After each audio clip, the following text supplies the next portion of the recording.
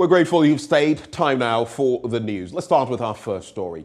The opposition National Democratic Congress has declared its intention to resort to a series of avenues to ensure judicial fairness. The party argues that government is using the court to persecute its members, citing the ongoing cases involving the national chairman of the party, Samuel Ofosu-Ampofo, former Cocoa Board CEO, Dr. Stephen Opuni, among others.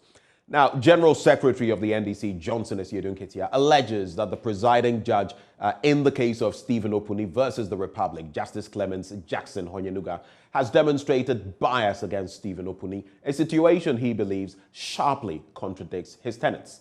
Now, the party has filed a petition with the Commonwealth asking for its intervention.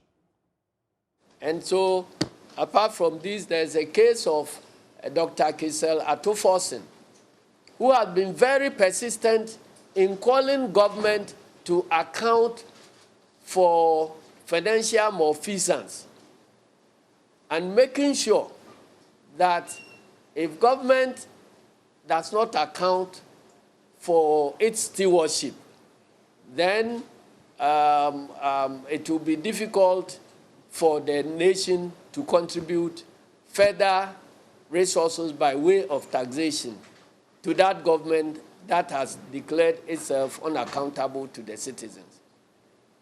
From nowhere, charges have been trumped up and put on this honorable member, and is now, before the courts. If you take the case of media practitioners, Commonwealth believes in right to information, freedom of the media, and so on. Now, all the indications about media practice in Ghana is that media is being harassed and clamped down. You have a situation where in one soup, more than 100 radio stations were closed down selectively, because it is the belief that these radio stations were not singing the praises of government. So having stated this, the particulars of our appeal is this: that the actions of the government of Ghana create conditions that threaten Ghana's political stability and further erode our democratic values.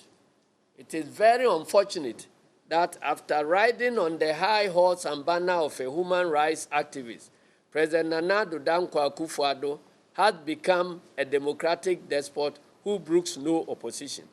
The petitioner believes that in line with the objectives of the Commonwealth of Nations and the Harare Declaration, it is appropriate that we address this petition to this honorable body.